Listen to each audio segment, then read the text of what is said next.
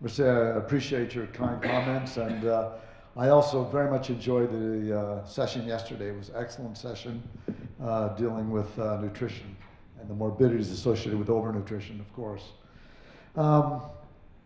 So I work in New York City. I'm originally from Canada, where I did most of my work in the pancreatico-biliary world. I had the good fortune of beginning my practice when we didn't have magnetic resonance imaging, and when the laparoscopic era was just beginning. And at that point in time, of course, the volume of ERCP was tremendous. So I was very lucky as an early trainee to be able to do usually about 35 to 40 ERCPs a week.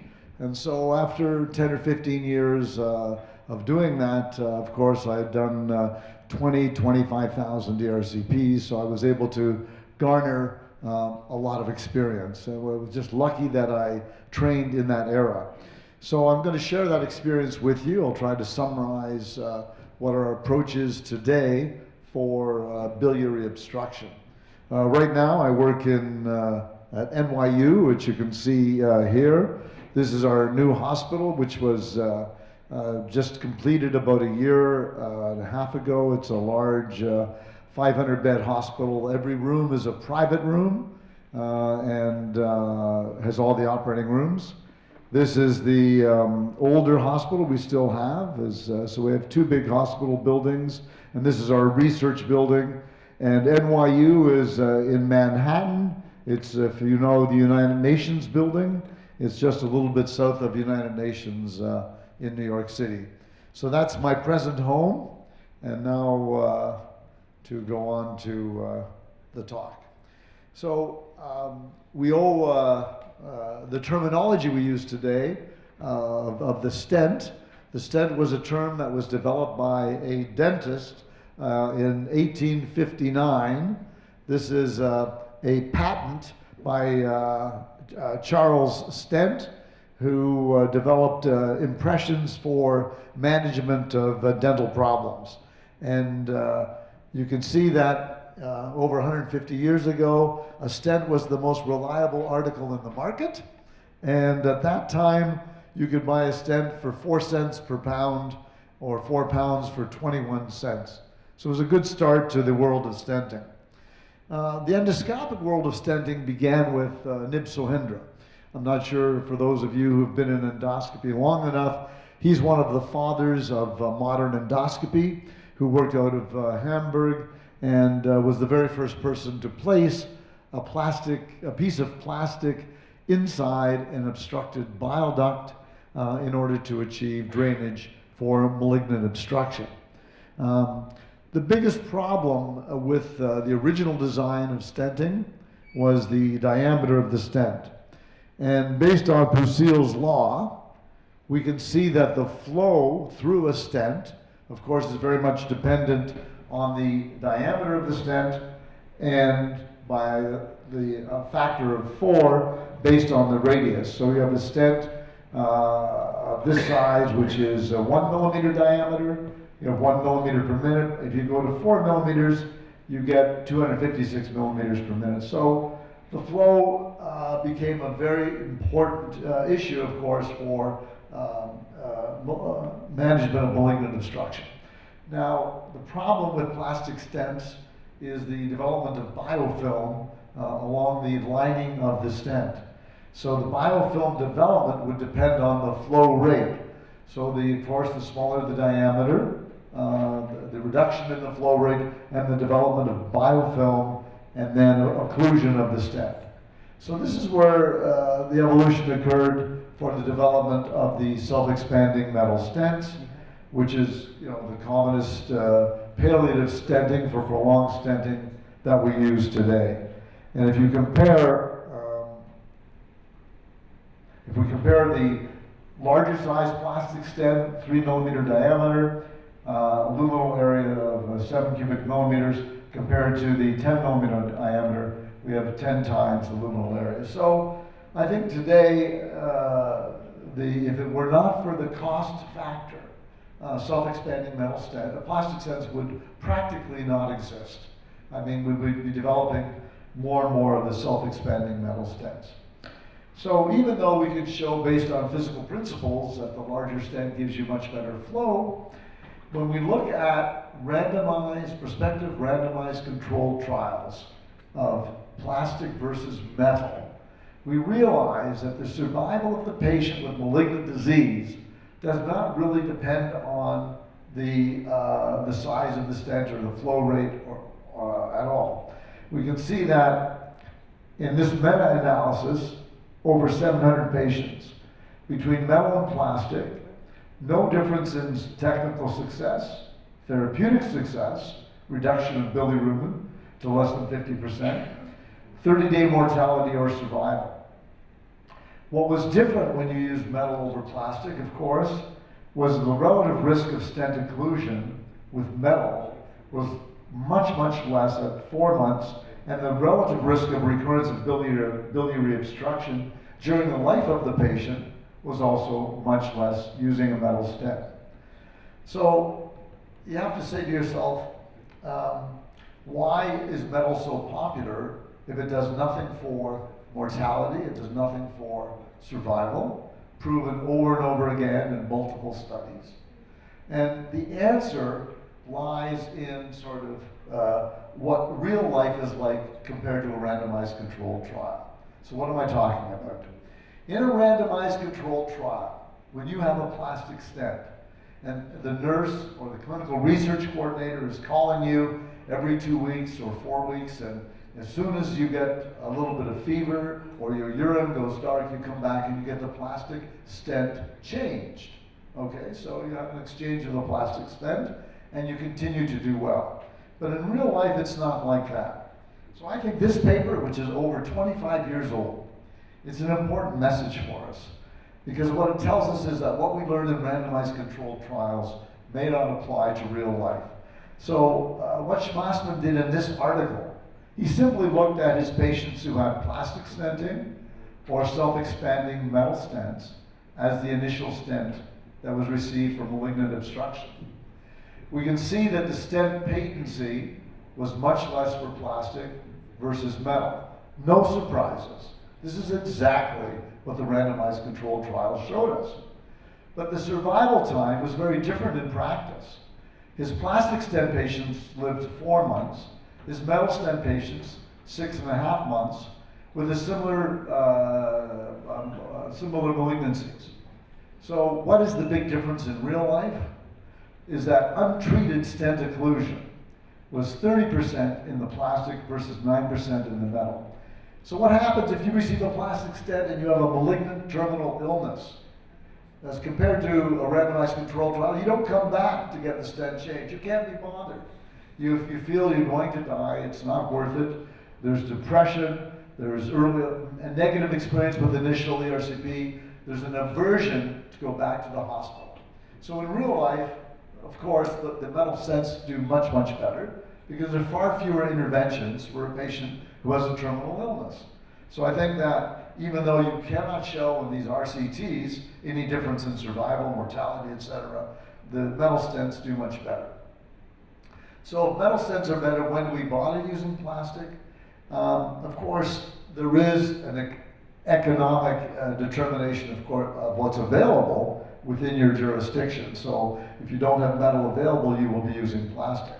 But patients who have extensive metastatic disease, who are extremely elderly, and have a limited life expectancy of less than 4 months, we use plastic stents. It's much more economic and it's easier to use. We also use plastic that's unclear diagnosis, or if we feel that using a removable metal stent is at higher risk. So we don't like to use uncovered metal stents, which are generally not removable, if we don't know the diagnosis. So all of us who do ERCP have patients in our practice who received an uncovered metal stent, and then they were diagnosed with autoimmune pancreatitis as the cause of the pseudo-obstruction, pseudo-tumor, I should say. And then we're stuck with a patient with a lifetime embedded metal stent because of assumed diagnosis of malignancy without a tissue proof of malignancy. So I think that in those situations we have to use fully covered removable metal stents, but they tend to migrate, especially for distal bile duct lesions. If you have an ampullary cancer, for instance, and you put in a fully covered metal stent, then there's a good risk of migration, so we'll use plastic. So there are unique niche situations where we use plastic stenting. The other thing about stenting is to realize that stents are quite different depending on the way they're built. So when we make self-expanding metal stents, there are different ways to do that. The principal difference is whether you take a single wire and, like knitting or making a sweater out of wool, you take a single wire and you braid it together. It's what we call a braided or woven stent. That type of stent, when you compress it, it elongates. And when you release it, it shortens. And the way you braid it or weave it will depend on the degree of shortening. If you make the stent from a solid metal tube and you use a laser to cut out the holes or the interstices, there is no shortening. The stent will be compressed and be the same length. So there are many sort of factors to determine how a stent performs. You have to understand that. You look at the size of the interstices, which will determine the expected ingrowth through the stent, or the need for covering, shortening versus non-shortening, stainless steel versus nitinol. Nitinol is not radio-opaque, for instance. So nitinol is a very flexible metal. It will adapt, it will conform. It will be very good for altered anatomy, if you like, or for bends in the duct. But on the other hand, you can't see it, so you have to have radio-opaque markers. So if you look at different kinds of metal stent design, some have a greater radial force, and some have a greater axial force. Axial force is the force which causes a stent to straighten out. And that can be very bad if you have a duct which has a large curvature. Radial force, of course, you need to open up through a strong tumor. So I can't really spend the whole talk talking about the physics of stents, but you have to appreciate there are many differences once you learn how the stent is made, how it's manufactured. Now, what about the diameter of the metal stent? This is a randomized controlled trial looking at 6 millimeter versus 10 millimeter self-expanding metal stents. You may say, well, why would you want to use a smaller stent size? Because a lot of the ducts that you are actually stenting have a native diameter of 4, 5, or 6 millimeters downstream from the obstruction. So you don't like to put in a, let's say, a 10 millimeter stent in a 4 millimeter duct. So if there was a period of 5 or 6 years when the endoscopists were looking at smaller metal stents, which led to this randomized controlled trial. But you can see when you went to 6 millimeter versus 10 millimeter, the percent of occlusions were statistically significantly different at about 40% versus 21 to 25%. So we tend to use the largest diameter metal stents. That was the conclusion of about 5 or 6 years of a number of randomized controlled trials. What else will determine how a stent functions for malignant obstruction? Things you might not appreciate. The way the stent, the tip of the stent is designed is to go over a wire and to negotiate a very tight malignant stricture in the bile duct. You see on the left is the tip of the wall flex, which is the Boston stent, has a very short filiform taper tip. This is a Cook stent, an evolution stent, with a very long taper. Now this may make a difference. I want to show you this video, which will show you maybe the greatest challenge we have, which is placing metal stents across the hilum of the liver.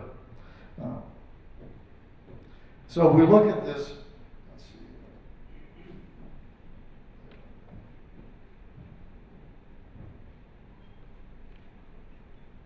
Oops.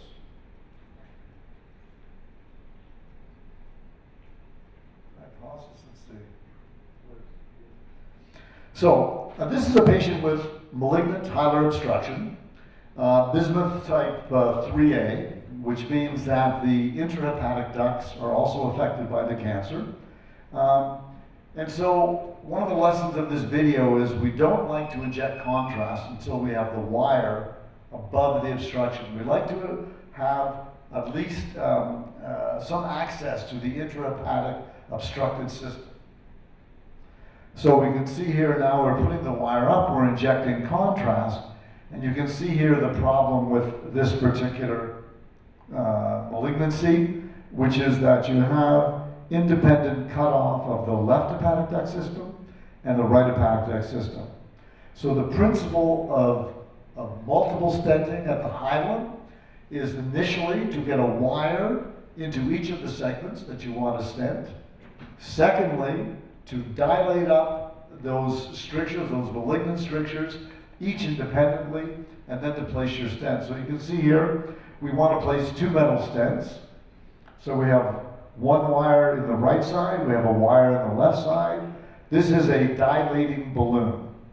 So we're ballooning this up to 6 millimeters to allow advancement of the stent. And now we're going up the duct. Here we've dilated one side, the right side. Now we're dilating the left side. That's a 6 millimeter balloon. You see the tight area. This is the wall flex stent with a blunt tip, the one I showed you. Even though we've dilated to 6 millimeter, we're pushing the scope. We're doing everything we can. We can't get the stent up. So we have to dilate again. So now you see we're dilating. This is an 8 millimeter balloon. The diameter of the stent is 3 millimeters. You would think you can go through that, this very tight strictured area. And once, oops, oh boy, let me just. Yeah, let's take it.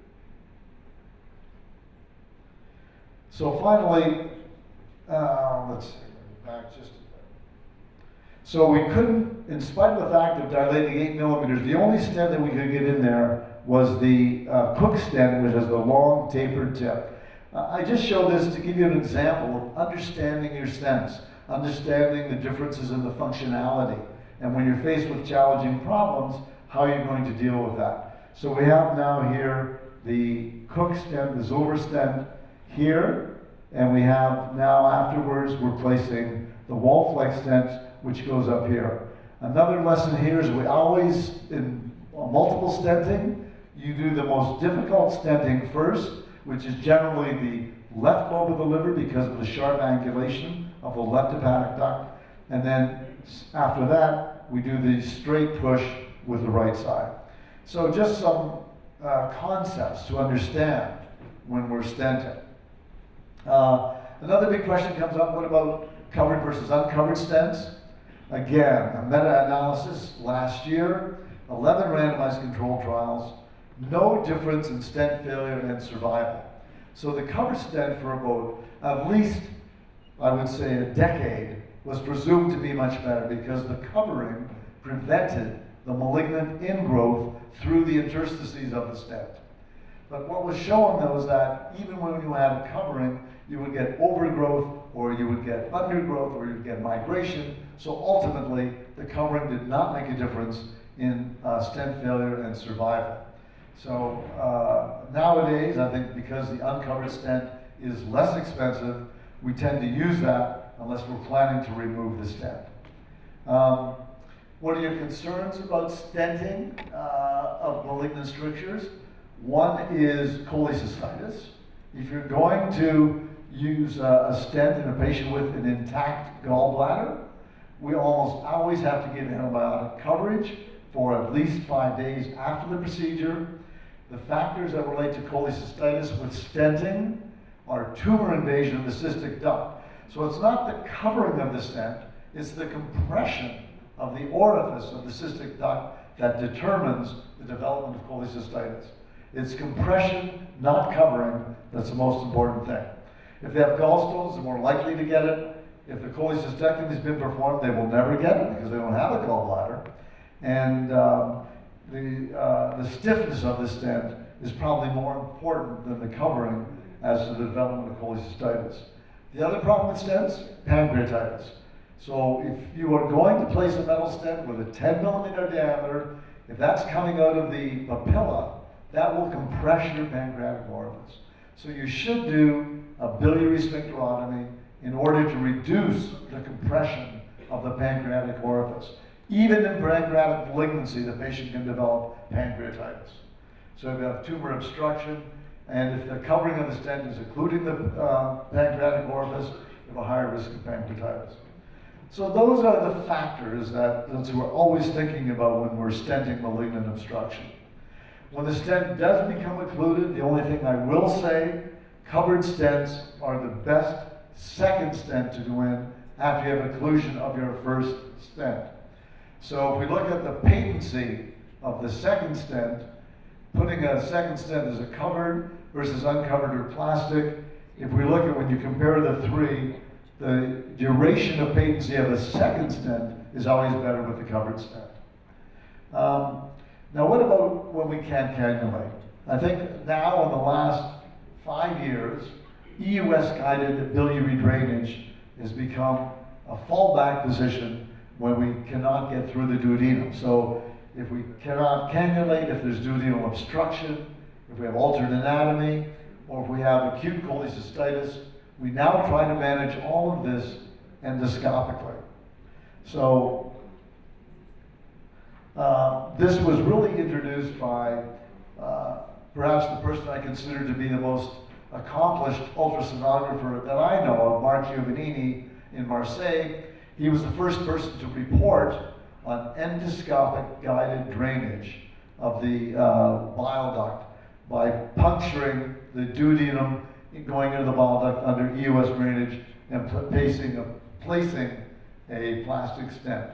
So I say that's one small step for an endosonographer, just using the scope to pass a stent, but one giant leap for endoscopy. It introduced a whole new era of how we approach biliary obstruction.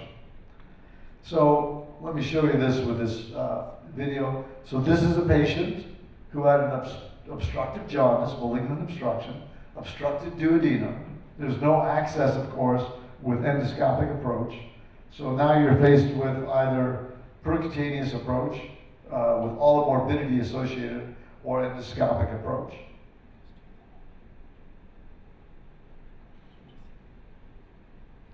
So we call this direct access biliary drainage. Basically, you take your linear echo endoscope, place it in the duodenum, we identify the bile duct, we put a needle through, we do a cholangiogram under EUS guidance, so we don't go near the papilla.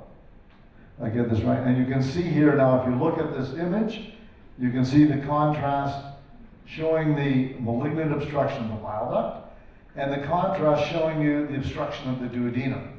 This is the diameter of the scope, this is the diameter of the duodenum related to malignant obstruction. There's no access unless you have EUS-guided drainage. So now we're, after we have our needle, we have to gain access by dilating the tract that goes between the duodenum and the bile duct. So we're now in the duodenal cap. We're placing a balloon here to open up the tract, and that allows us then to pass a stent across the duodenal wall into the bile duct, away from the papilla, and release the stent into the duodenum. So now we have basically your choledochoduodenoscopy, which is the fallback position when we can't get down into this descending part of the duodenum. We tend to balloon up the stent after we place the stent. We're trying to open it up here to allow for drainage. So now we have direct access into the bile duct from the cap. Now we still have a problem with this patient with duodenal obstruction. So the patient then had a wire placed across the duodenal obstruction, and then placing a duodenal stent, of course, to traverse the obstructed duodenum. So in one session, we've placed the duodenal stent, and then you can see up here the bile duct stent. So this is now sort of the standard approach when we don't have access to the duodenum. Now, stents for hepatogastroscopy and choledochoduodenostomy, these are different types of stents. Again, I'm not going to go all the details, but basically they have to have coating and we have to protect against migration. And that's what the newly designed stents do. Here's an interesting study which was reported about 2 years ago, roughly, looking at EUS-guided choledochoduodenostomy stenting versus conventional transpapillary stents primary therapy. In other words, what these investigators did was they looked at avoiding ERCP, avoiding the papilla, doing all the drainage with EUS guidance as a primary choice, not because of obstruction, but because they didn't want to have to cannulate. They wanted to avoid pancreatitis. And so we can see here, clinical success, 96, 98% in a large number of patients. What is the difference? The difference here is in complication rates. With conventional transpapillary approach, we see 35% complications. We see pancreatitis 9 patients versus 0. Now 9 out of 56 is a very high pancreatitis rate, so maybe they don't cannulate quite as well as they should. I don't know what the reasons are, but it does raise the question as to whether or not we should change our approach to malignant obstruction. This was not a randomized controlled trial. This is not proof. It's just introduction of a possible change in our conventional approach. The other area where endoscopic drainage is very, very helpful is for acute cholecystitis, especially if it's a result of malignant obstruction or a result of ERCP. So this is a comparison of EUS-guided lumen-opposing metal stents. This is the Axios Spaxis Ready stent, if you like, a stent that looks like a dog bone. So comparing that versus conventional percutaneous transhepatic gallbladder drainage in acute cholecystitis. And if we look at this publication, 90 patients, 7 centers. 98% success with endoscopic drainage, 100% with percutaneous. Clinical success, identical. Adverse events, big difference. EUS 11% percutaneous drainage, 32% adverse events. Hospital stay, 9 days with percutaneous, 3 days EUS. Reinterventions, 112 versus 11. So the advantage of endoscopic drainage of the gallbladder is becoming very apparent now. I'll give you an example here. This cholecystogastrostomy.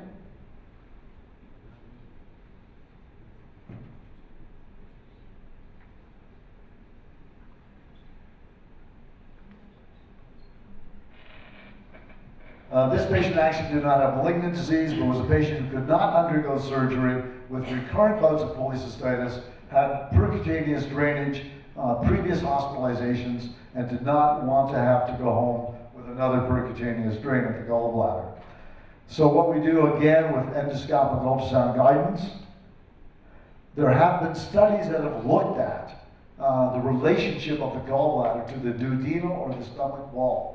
In over 95% of patients, if you put the ultrasound scope down, you will be able to see the gallbladder within 1 centimeter of the wall of the duodenum or the antrum of the stomach. So access to the gallbladder endosonographically is very easy, relatively easy. Nothing's very easy.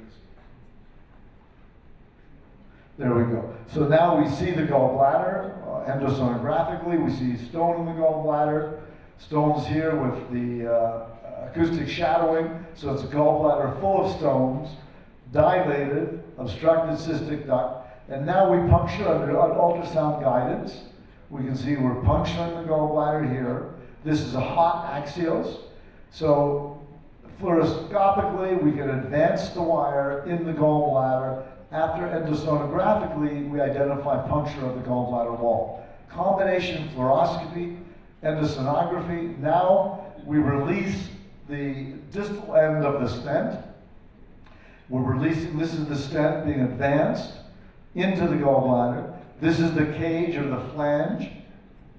So the stent is going in, it's released. We pull one end of the stent up against the gallbladder wall. The other end is sitting in the antrum of the stomach. or the duodenum, depending on where you are, and we release it. So now we have direct access from the stomach to the gallbladder. There's the stent released. And then we balloon up the stent, as you can see here, and we open up the stent. It'll go, the stents come 8 millimeters, 10, 15 millimeters. We even have 20 millimeters. In the gallbladder, we tend to use a 10 or 15 millimeter stent, and then we blow it up like this. Now, you can see here, after we open up the stent, you can see the pus and the purulent material from the acute cholecystitis. We can remove stones out of the gallbladder into the duodenum to clean out the gallbladder as much as we can. In this case, on the first session, we drop the stones into the stomach, but if you go back and you look inside the gallbladder, you can see this gallbladder full of stones with the infected wall. So this approach is, I would say, maybe the easiest of all the EUS-guided approaches to biliary obstruction, whether it's the gallbladder or the bile duct. Here we're leaving a plastic stent because of the stones. We left a double pigtail plastic stent to prevent the stones from obstructing the stent. So here's a meta-analysis. It's amazing we have enough experience to get a meta-analysis out of this already. But this is a report looking at percutaneous transhepatic bile drainage versus EUS bile drainage meta-analysis. The bottom line was the actual success early on was greater with the percutaneous approach, but when the percutaneous approach was successful, the clinical success was much better with EUS guided, adverse events much less with EUS guided, reinterventions far fewer with EUS guided. So there is no question that EUS guided drainage, when successful, is much better than the conventional percutaneous approaches that we've traditionally relied upon. Let me conclude and say that EUS and ERCP are sort of complementary, if you like, for biliary obstruction. So we have to think of ourselves not just as proceduralists, we have to also think about managing the entire problem of pancreatic biliary obstruction. We need the complementary approach, and I think EUS-guided therapies will become mainstream, especially for gallbladder, over the next 5 years. Thanks very much.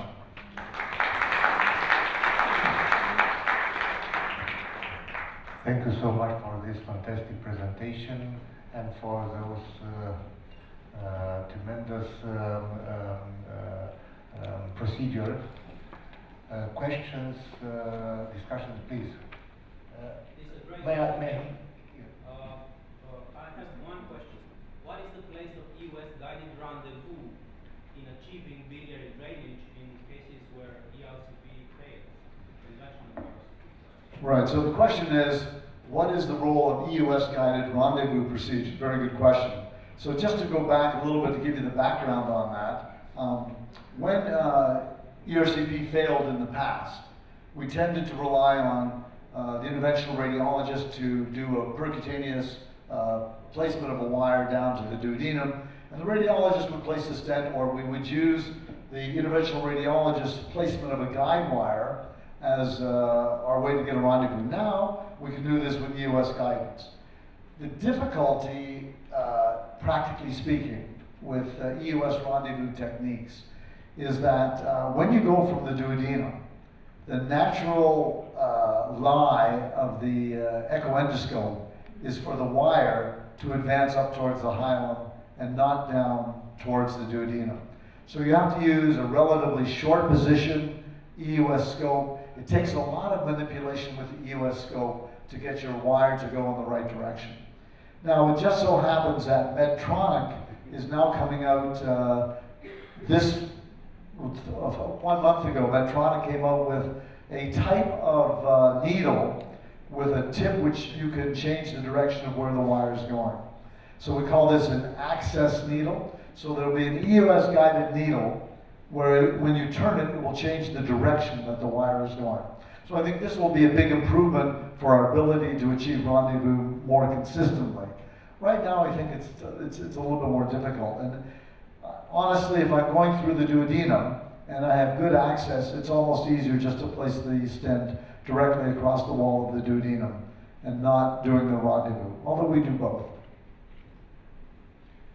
Well, I will ask you to keep the question for Professor Haber because we are already ready.